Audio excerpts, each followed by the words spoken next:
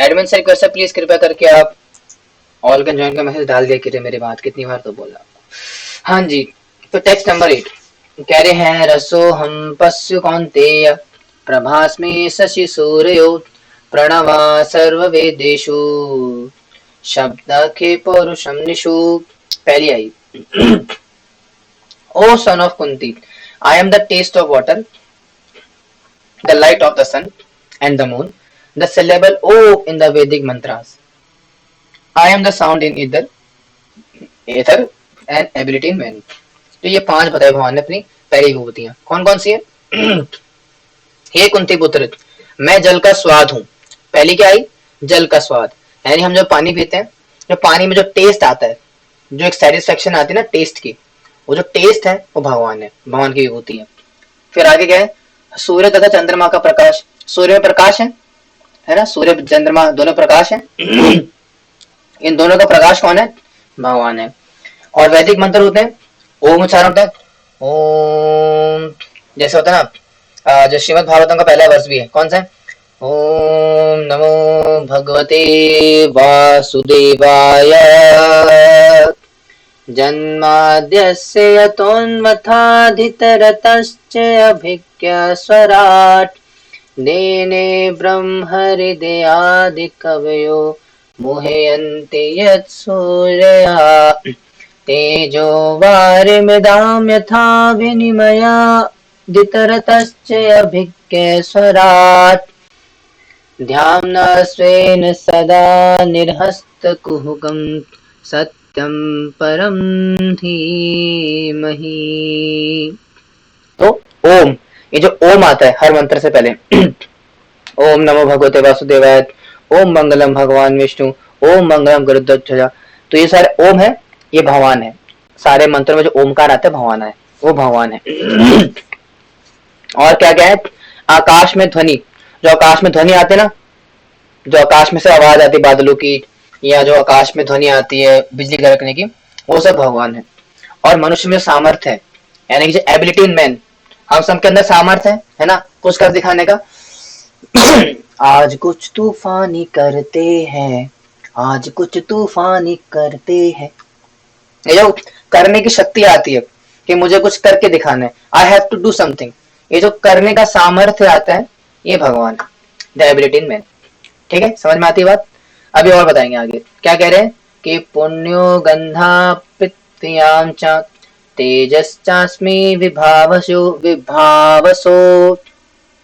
जीवनम सर्वभूतेषु तपश्चास्मि तपस्विषु। I am the original fragrance of the earth, and I am the heat in fire. I am the life of all that lives, and I am the parenthesis of all aesthetics. क्या कह रहे हैं आगे?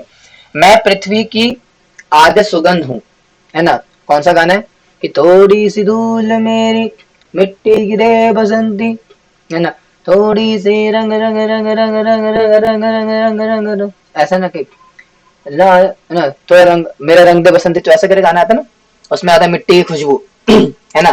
तो मिट्टी की खुशबू वास्तव में कौन है? भगवान है। हालांकि शहर में तो नहीं आते, हमें शहर में तो कंक्रीट की रोडें बनी पड़ी है, और क्या बोलते हैं इसको, चारकोल की रोडें बनी पड़ी है, तो कोई खुशबू नहीं आती। लेकिन जो गाँव में रहते होंगे यहाँ पे से, आपने मिट्टी की खुशबू सूंघी होगी, कितनी खुशबू आती है उसमें से। तो जो मिट्टी की खुशबू है, जो पृथ्वी में से जो खुशबू आती है, वो भगवान है। एंड आई एम क्या है आगे? मैं अग्नि की ऊष्मा हूँ। आप कभी आग के पास गए हो? आग के पास से क्या आता है? धुआं तो आता ही है, लेकिन उसके अलावा क्या आती है? एक तपिश आती है, एक गर्माइश आती है आग के पास जाने में, है ना। तो जो आग के पास जाने पे जो तपाइश महसूस होती है, जो गर्माइश आती है, वो भगवान है। और क्या हूँ? मैं समस्त जीवों की जीवन तथा तपस्वियों का तप हूँ।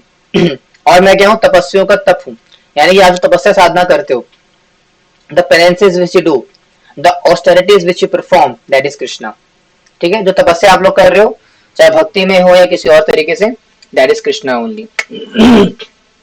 समझ में आ रही बात? और क्या क्या हूँ? बीजम माम सर्वभूतानां विद्धि Partha सनातनम बुद्धिर्बुद्धिं तामस्मिन् तेजस्तेजस्विन्नामहम्। O son of Pritha, know that I am the original seed of all existence, the intelligence of the intelligent, and the powerness of the powerful man. हे पिता पुत्र, यह जान लो कि मैं ही समस्त जीवों का आदि बीज हूँ। ठीक है जी, तो सबका जो बीज है सारे जीवों का कौन है? भगवान है। जिस प्रकार से एक बीज लगाने पर एक बहुत बड़ा पौधा उगता है, तो पौधा कहाँ से आता है? बीज से आता है। उसी प्रकार से संसार में जो पूरे जीव आत्मा है या सारा कुछ भी परा परा प्रकृति का विस्तरीकरण हुआ है, उसका बीज किसने दिया? भगवान। वो भगवान वो बीज है। बुद्धिमानों की बुद्धि में हूँ और तेजस्वियों का तेज में हूँ। ठीक है जी, यानी कि आपके अंदर जो बुद्धिमत्ता है, जो इंटेलिजेंस आ रही है, वो भगवान है। इसलिए हमें बहुत ज्यादा अहंकार नहीं करना चाहिए अपनी बुद्धि का कि प्रभु जी मैं तो बड़ी इंटेलिजेंट हूँ, मैं तो बड़ा स्मार्ट हूँ, प्रभु जी बहुत दिमाग है मेरे अंदर। अरे भैया भगवान का है वो, भगवान की विभूति है वो। अगर आपके पास बहुत बुद्धि है, बहुत दिमाग है, that means that is Krishna, वो कृष्ण है। और अगर आपको बहुत तेज है मतलब बहुत ही और आपसे निकलता है, लोग अट्रैक्ट होता है आपको देख करके, मतलब जहां जाते हैं मतलब छा जाते हो, बहुत ज्यादा आकर्षक हो, है ना। कौन सा गाना था कि जवानी जाने मन हसीन दिल रुबा मिले दो दिल है ना। तो बहुत ज्यादा अगर तेज है, तो तेज ही भगवान से आता है भगवान की विभूति है वो। और क्या क्या है? बलम बलवता चाहम काम रागा विवर्जितम धर्म विरुद्ध भूतेषु कामोस्मि भरतर्षभा। वेरी कंट्रोवर्शियल श्लोक। I am the strength of the strong, devoid of passion and desire. I am sex life which is not contrary to religious principles. O Lord of Bharat. भगवान कह रहे हैं मैं बलवानों का कामनाओं तथा इच्छा से रहित बल हूँ यानी कि जो शक्ति आती है, जो बल है, जो रेसलर्स होते हैं, जो पहलवान होते हैं, जो बहुत ही बलशाली व्यक्ति होते हैं ना, बहुत ही शक्तिशाली लोग, और शक्तिशाली लोगों को जो शक्ति आती है वो भगवान है, भगवान से शक्ति आती है वो ठीक है। हे भरत श्रेष्ठ, मैं वह काम हूं जो धर्म के विरुद्ध ना हो, यानी कि जो सेक्स लाइफ है जो कि धर्म के विरुद्ध नहीं है, याद रखना, अगर धर्म के विरुद्ध नहीं है तो, यानी कि वो काम जीवन या वो प्रकार के यौन संबंध या वो गृहस्थ आश्रम में रह करके जो सेक्स लाइफ होती है वो भगवान है। यानी कि अगर से जो सेक्स लाइफ है हमारी, जो हमारी काम जीवन है, अगर वो भगवान मतलब शास्त्रों के नियम के अनुसार होता है, तो उसमें जो सुख प्राप्त होता है या जो उसमें जो चीजें होती है वो दैट इज कृष्णा। तो इसलिए काम को भी इतना बुरा नहीं बताया गया शास्त्रों के अंदर, क्योंकि भगवान की विभूति होगी। लेकिन तब बुरा बन जाता है जब उसको इलीगल तरीके से किया जाता है या फिर अलग अलग तरीके से किया जाता है। जैसे एक बड़ी फेमस मूवी बनी थी बॉलीवुड के अंदर OMG 2 में मैंने देखी नहीं है, सुना है कि OMG 2 में इस प्रकार का कुछ था विवरण, तो ऐसा नहीं है। भगवान बोल रहे हैं धर्मो धर्म विरुद्ध काम भूतेषु कामों से भरतर्षभा, यानी वो धर्म के विरुद्ध नहीं है, वो काम में हूँ। अगर धर्म के विरुद्ध है, अवैध संबंध बना रहे हो आप 3-4 लोगों के साथ, मतलब अवैध संग रख रहे हो फलाना ढिमकाना, फिर तो वो भगवान नहीं हो, तो फिर वो भोगी है। लेकिन अगर धर्म के साथ साथ बनाया जाता है, धर्म के नक्शे कदम पर होता है, तो वो भगवान है। और क्या है आगे बढ़ते हैं। ये चैव सात्विका भाव राजस राजसात् समत्साश्चेत् मत्ता एव ते तान् विद्धि न त्वं तेषु ते मयि। Knowing that all states of being, be they of goodness, passion or ignorance, are manifested by my energy. I am in one sense everything, but I am independent. I am not under the modes of material nature, for they, on the contrary, are within me. क्या कह रहे हैं यहाँ पे?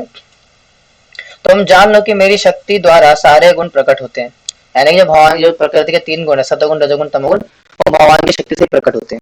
भगवान बता रहे हैं चाहे वह सतोगुण हो, रजोगुण हो या तमोगुण। ठीक है, एक प्रकार से मैं सब कुछ हूँ, यानी कि एक प्रकार से बोला जाए तो मैं ही सब कुछ हूँ, है ना। कौन सा कि कभी कभी लगता है कि अपनी भगवान है ना, डायलॉग है ना बहुत फेमस।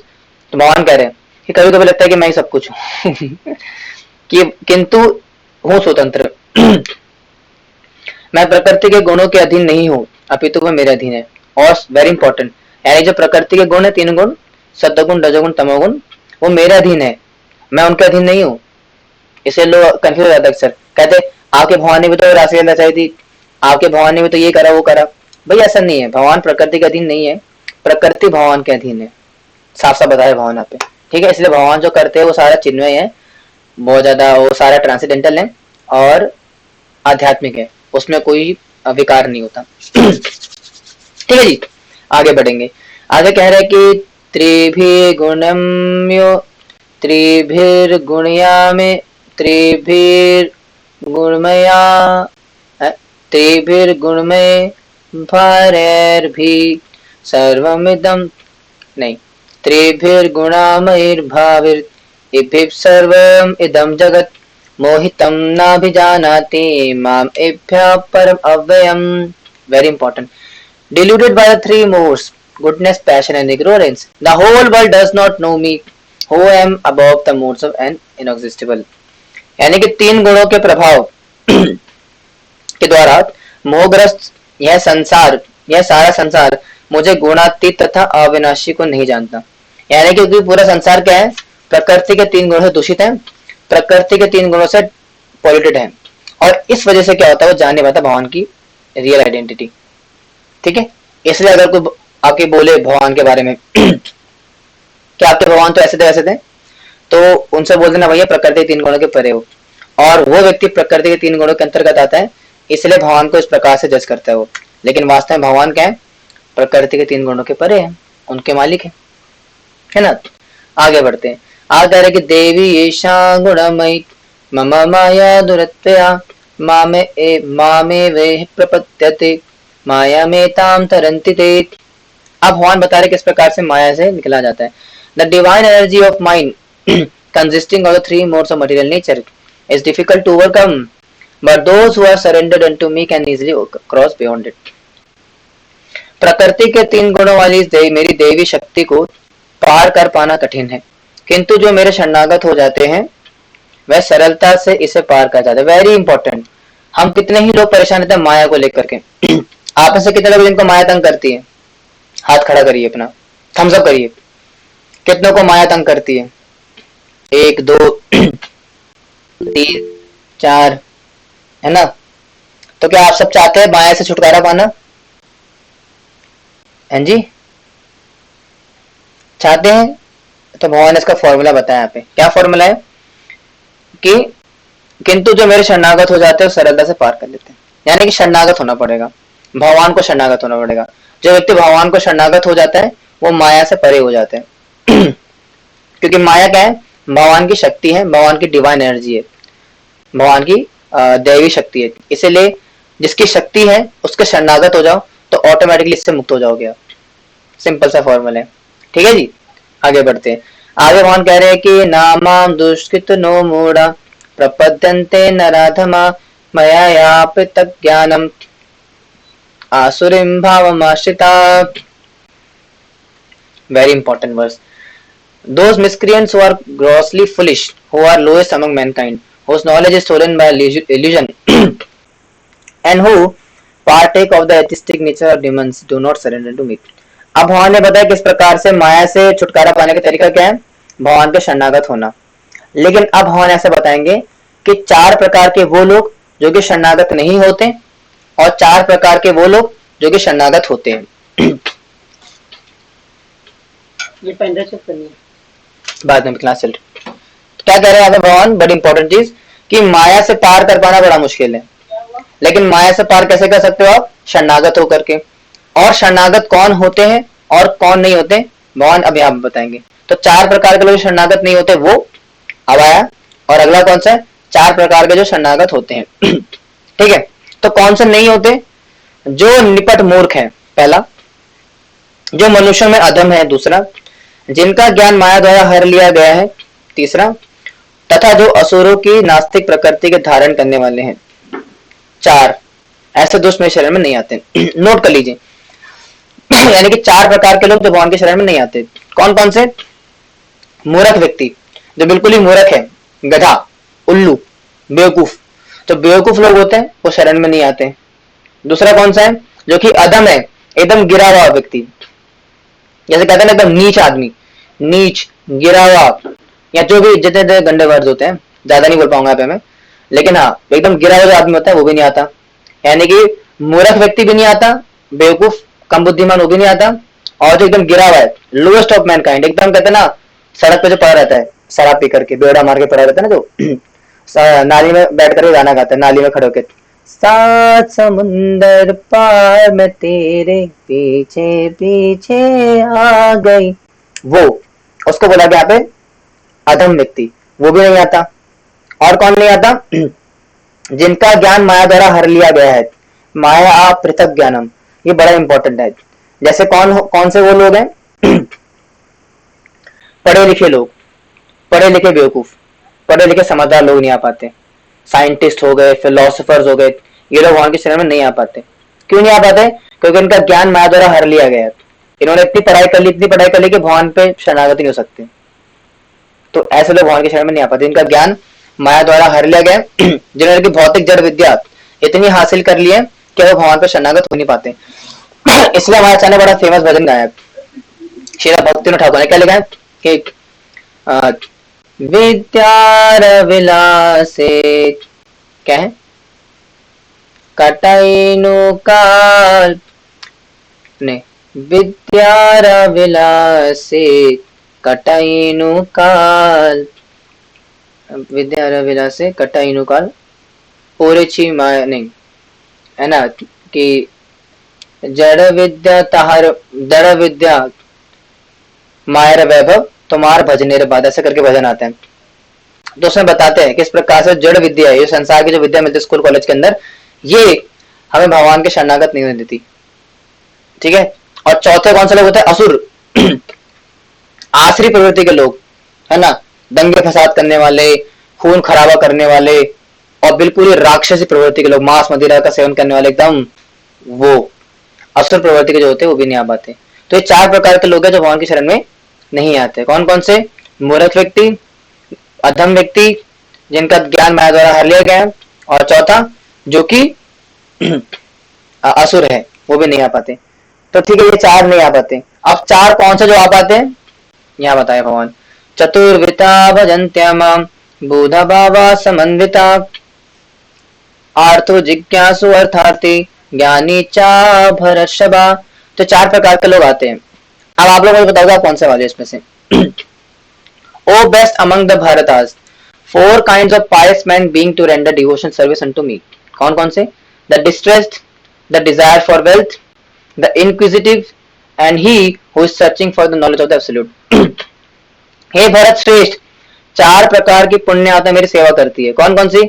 आर्थ, जिज्ञासु, अर्थार्थी और ज्ञानी। मतलब क्या होता है इसका? आर्थो का मतलब होता है डिजायरिंग सम वेल्थ, सॉरी, आर्थ का मतलब यहाँ पे दुखियारी आत्मा, है ना। पहले पूछने दो ना कि संसार में बड़े दुख मिले, बड़े कलेश मिले, बहुत ज्यादा हमारे पिटाई हुई, लोगों ने कहते हैं बिल्कुल ही हमारी बैंड बजा दी, मैं प्रीति से प्यार करता था, प्रीति ने मुझे धोखा दे दिया, वो राहुल के साथ चली गई, मैं जा रहा भक्ति करने, या उल्टा वाइस वर्सा, प्रीति है, प्रीति माता जी नहीं, अब प्रीति को राहुल पसंद था, राहुल ने मना कर दिया, मैं जा रही हूँ भक्ति करने। तो दुखियारी आत्मा है। पहले कौन सी आती है यहाँ पे? डिस्ट्रेस, दुखियारी आत्मा है। दूसरी कौन सी है? जिज्ञासु, यानी कि जिज्ञासा करना कि भगवान कौन है ना, और ये संसार किस प्रकार से बना, नॉलेज चाहिए, सर्च कर रहे किसी चीज के लिए, तो जिज्ञासु लोग आते हैं। तीसरे कौन से?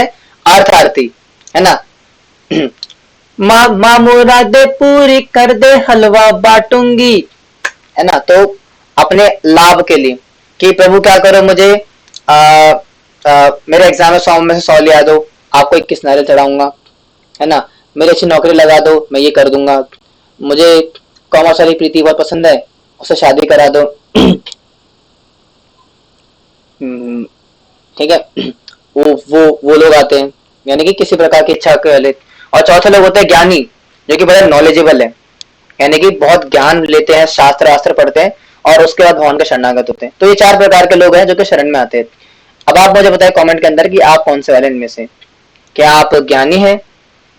क्या आप आरती है, यानी कि दुखियारी आत्मा थे जो भक्ति में आए? जिज्ञासु थे, मतलब कुछ सोच रहे थे, खोज कर रहे थे, या फिर धन की इच्छा के लिए आते, अर्थार्थी थे? अपना कमेंट पे लिखे, फटाफट मैं पढ़ रहा हूँ, फिलहाल आगे बढ़ेंगे। ठीक है, तो ये चार प्रकार के लोग शरण में आते हैं, जिज्ञासु, ठीक है, और चार प्रकार के जो नहीं आते। अब आगे बढ़ेंगे। तेषां ज्ञाने नियुक्त तेषां ज्ञाने नित्ययुक्ता एक भक्तिर्विशिष्यते प्रियो हि ज्ञानिनो नो यथर्थ अहम सा च मम प्रिया। अब इन चारों प्रिय कौन है भगवान को ज्यादा, वो बता रहे हैं।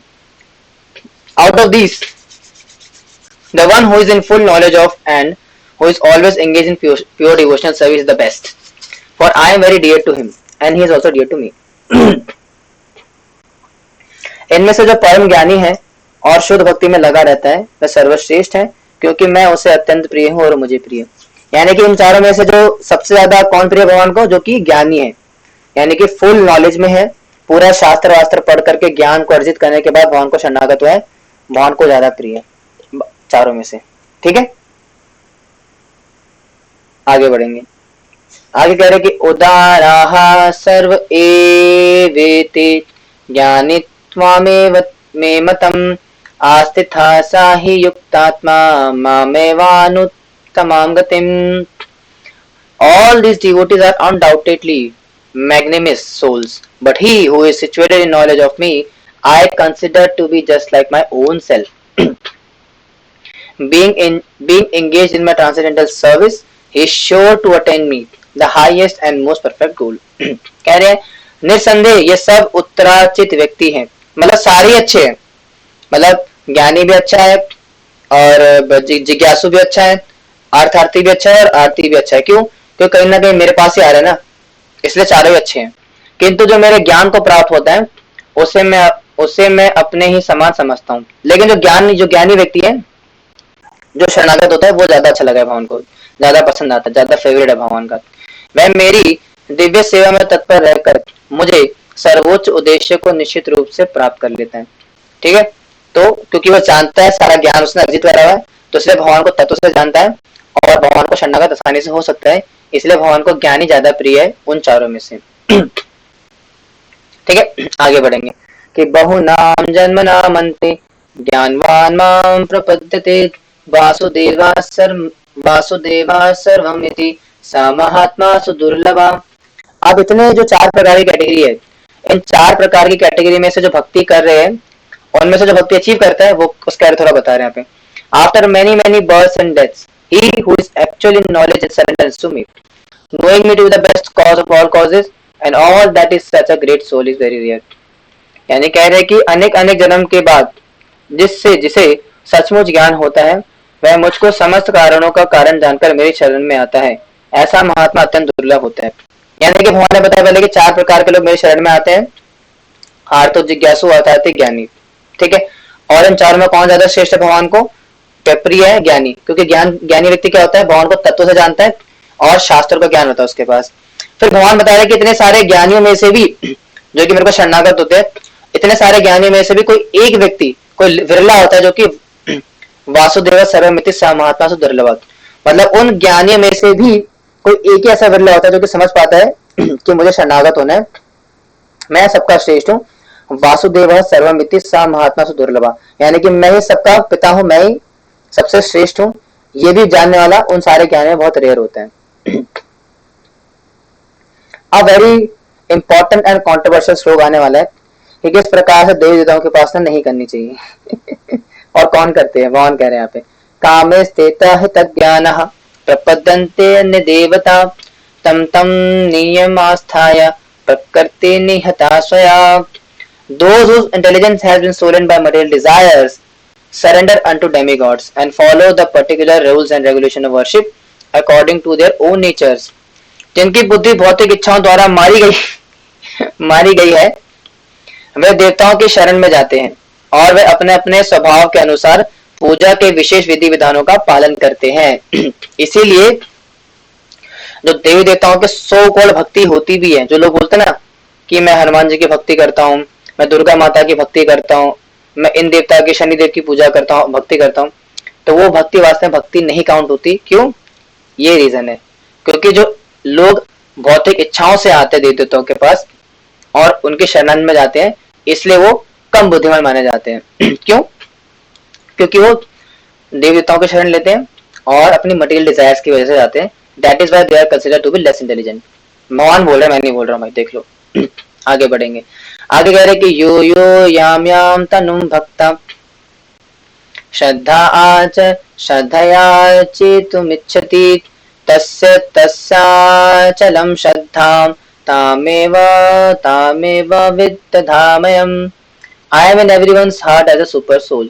As soon as one desires to worship some demigod, I make his faith steady, so that he can devote himself to the particular deity. कह रहे हैं मैं प्रत्येक जीव के हृदय में परमात्मा स्वरूप स्थित हूँ।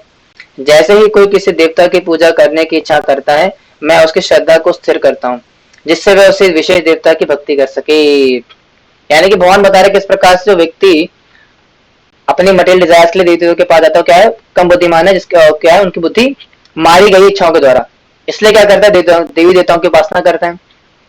लेकिन भगवान ये भी बता रहे हैं कि अगर कोई व्यक्ति देवी देवताओं की उपासना करता भी है, तो भगवान क्या करता है, उसके हृदय में बैठ करके उसकी श्रद्धा को स्थिर करते हैं। क्यों करते हैं? ताकि वो उस देवी देवताओं की उपासना कर सके।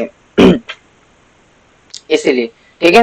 तो यानी कि कम बुद्धिमानी बताया है, और साथ ही साथ ये भी कह रहे हैं कि मैं उनके हृदय में बैठ करके उनकी भक्ति को, मतलब जो वो जिस देवी देवता के शरणागत हैं, उनके मैं श्रद्धा को स्थिर भी करता हूँ। ठीक है जी, आगे बढ़ेंगे। आगे कह रहे हैं कि सातया श्रद्धया युक्तस्याराधनमिहते लभेते च तथा कामन् एविहादान्ति तान्। Endowed with such a faith, he endeavors to worship a particular demigod and obtains his desires. But in actual, these benefits are bestowed by me alone. क्या कह रहे हैं? ऐसी श्रद्धा से समन्वित वह देवता विशेष रूप से विशेष की पूजा करने का यत्न करता है और अपनी इच्छा की पूर्ति करता है, किंतु वास्तविकता तो यह है कि वह सारे लाभ केवल मेरे द्वारा प्राप्त होते हैं। यानी कि भगवान बता रहे कि अगर कोई व्यक्ति देवी देवताओं की उपासना करता भी है, इंद्र चंद्र अग्नि वायु, है ना, अगर इनकी कोई उपासना करता भी है, मान लो, तो उनसे जो मांग भी रहा है वो, जैसे मान लो अगर किसी व्यक्ति ने मांगा कि मेरी अच्छी नौकरी लग जाए, शनिदेव से मांगा और शनिदेव को तेल चढ़ाया कि मेरी क्या कर दो, आप नौकरी लगा दो। अब वो जो फल मिलता भी है शनिदेव से, वो भगवान से ही आता है। भगवान बता रहे, ऐसा नहीं कि शनिदेव इंडिपेंडेंटली को कृपा करते हैं, नहीं, जो देव देवता जो कृपा करते भी है वो भगवान से ही आती है। ठीक है, आगे बढ़ेंगे। आगे कह रहे अंतवत्तु फलम तेषां तद्भवते अल्पमेधसां देवान् देवाजयो यान्ति मद्भक्ता यान्ति मामपि।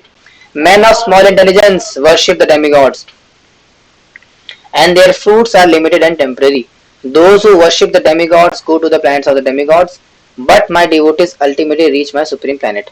कह रहे हैं अल्प बुद्धि अल्प बुद्धि वाले व्यक्ति देवताओं की पूजा करते हैं और उन्हें प्राप्त होने वाले फल सीमित तथा क्षणिक होते हैं। देवताओं की पूजा करने वाले देवलोक को जाते हैं, किंतु मेरे भक्त अंततः मेरे परम धाम को प्राप्त होते हैं। बस सिंपल सी बात है। भगवान बोल रहे हैं कि जो कम बुद्धिमान लोग होते हैं, जिनकी इंटेलिजेंस स्मॉल है, जिनकी बुद्धि छोटी होती है, कम बुद्धिमान होती है, जो कम बुद्धि वाले होते हैं, वो क्या कहते हैं, देवी देवताओं की उपासना करते हैं। क्यों करते हैं? ताकि फ्रूट्स के लिए, कोई फल की इच्छा के लिए। और देवी देवताओं से जो फल प्राप्त भी होता है वो क्या टेम्पररी होता है, कुछ समय के लिए होते हैं। इससे लेस इंटेलिजेंट बोला गया। और दूसरा, जो जिसकी उपासना करता है, यानी कि जो जिस देवी देवताओं की उपासना कर रहा है वो उनके पास जाता है, और जो मेरी उपासना करते हैं मेरे पास आते हैं। ठीक है, अगर भगवान की उपासना करोगे तो भगवान के पास जाओगे, अगर किसी डेमीगॉड की वर्शिप करोगे तो डेमीगॉड के पास जाओगे, और उनकी वर्शिप करना भी कम बुद्धिमान वाले लोगों का काम है। भगवान बता रहे, आगे बढ़ेंगे। आगे कह रहे कि अव्यक्तम व्यक्तिमापन्नम मन्यते मम बुद्धया परम भाव अजानन्तो माम एवं अनुत्तमाम। Unintelligent men who do not know me perfectly think that I am the supreme personality of Godhead. Krishna was impersonal before and have now assumed this personality. Due to their small knowledge, they do not know my higher nature, which is imperishable and supreme. बुद्धिहीन मनुष्य मुझको ठीक से ना जानने के कारण सोचते हैं कि मैं पहले निराकार था और अब मैंने इस स्वरूप को धारण किया है। वे अल्प ज्ञान के कारण मेरी अविनाशी तथा सर्वोच्च प्रकृति को नहीं जान पाते। तो बेसिकली भगवान बता रहे कि जो कम बुद्धिमान लोग होते हैं, जो कम बुद्धिमान वाले व्यक्ति होते हैं, लेस इंटेलिजेंट पीपल होते हैं, वो क्या मानते हैं, वो ये मानते हैं कि भगवान पहले क्या थे, निराकार थे, फिर बाद में कृष्ण स्वरूप से आते हैं। लेकिन भगवान बोल रहे कि ऐसा बिल्कुल नहीं है, ऐसा जो सोचना है बिल्कुल गलत है। और ये क्या है, ये स्मॉल नॉलेज, ये अपनी कम बुद्धि के कारण, अपने कम ज्ञान के कारण लोग ऐसा सोच लेते हैं, लेकिन वास्तव में ऐसा नहीं है। ठीक है, वो क्या सोचते हैं कि भगवान निराकार थे, निराकार से कृष्ण बन के आए, लेकिन ऐसा नहीं है। भगवान बोल रहे कि वो गलत चीज है, वो कम बुद्धिमान वाले लोगों का काम है। ऐसा क्यों है, आगे बता रहे हैं कि नाहम प्रकाश सर्वस्य योग माया समावृता मूढ़ो याम नाभिजानाति लोको माम अजम अव्ययम। I am never manifest to the foolish and unintelligent. For them, I am covered by my internal potency, and therefore they do not know that I am unborn and infallible. मैं मूर्खों तथा अल्पज्ञों के लिए कभी भी प्रकट नहीं हूँ, उनके लिए मैं तो अपनी अंतरंग शक्ति द्वारा आच्छादित रहता हूँ, अतः वे ये नहीं जान पाते कि मैं अजन्म तथा विनाशी हूँ। यानी कि भगवान बता रहे हैं कि जो मूर्ख व्यक्ति होते हैं, जो कम बुद्धिमान लोग होते हैं, वो ये नहीं समझ पाते कि मेरी जो प्रकृति, मेरा जो स्वरूप है वो ढका हुआ होता है, योग माया समावृता। यानी कि जो मेरी योग माया शक्ति है उसके माध्यम से मेरा जो क्या बोलते हैं मेरा स्वरूप है वो ढका हुआ रहता है। और जो कम बुद्धिमान ये होते हैं वो इसको समझ नहीं पाते और मुझे नहीं जान पाते कि मैं अजन्म तथा अविनाशी हूँ। यानी कि मैं अजन्मा हूँ, अविनाशी हूँ। ये कम बुद्धि वाले लोग नहीं समझ पाते और क्या मान लेते हैं कि मेरे को निराकार मान लेते हैं, जबकि वास्तव में क्या है कि मैं अपने आप को कवर करके रखता हूँ मेरी योग माया शक्ति से। ठीक है जी। आगे बढ़ते हैं। आगे भगवान कह रहे कि वेदा हम समतीतानि वर्तमानी च अर्जुनात् भविष्याणि च भूतानि माम तु वेद न कश्चन। Very important verse. O Arjuna, the supreme personality of Godhead, I know everything that has happened in the past, all that is happening in the present, and all things that are yet to come. I also know all living entities, but me no one knows. हे अर्जुन, श्री भगवान होने के नाते मैं जो कुछ भूतकाल में घटित हो चुका है, जो वर्तमान में घटित हो रहा है और जो आगे होने वाला है, वह सब कुछ जानता हूँ। मैं समस्त जीवों को भी जानता हूँ, किंतु मुझे कोई नहीं जानता। यानी कि भगवान जानते हैं कि पास्ट में क्या हुआ। यानी कटप्पा ने बाहुबली को क्यों मारा, भगवान जानते थे पहले से। या हिटलर की लाश कहाँ पर है, भगवान जानते हैं। मतलब जो भी पास्ट है सब भगवान जानते हैं। आपका प्रेजेंट जानते हैं कि प्रेजेंट में क्या होने वाला है, क्या हो रहा है आपके साथ अभी, और आपका फ्यूचर जानते हैं कि मेरी शादी होगी नहीं होगी, मेरी नौकरी लगेगी नहीं लगेगी, है ना। कोई ना जाने अपना फ्यूचर क्या होगा। तो होठ घुमा सीटी बजा के बोल ऑल इज वेल। लेकिन भगवान जानते हैं, भगवान जानते हैं कि भविष्य में क्या होने वाले हैं। ठीक, इसलिए हम किसकी भक्ति करते हैं, भगवान की भक्ति करते हैं और इसलिए फ्यूचर की चिंता नहीं करते हैं। क्यों नहीं चाहिए फ्यूचर की चिंता करते हैं? क्योंकि भगवान तो फ्यूचर जानते ही है, इसलिए जो कुछ अच्छा बुरा होगा भगवान देख लेंगे, because he knows the future. ठीक है जी, आगे बढ़ते हैं। आगे कह रहे कि इच्छा द्वेषा समुत्थेन द्वंद्व मोहेन भारता सर्वभूतानि संसर्गे यान्ति परन्तपा।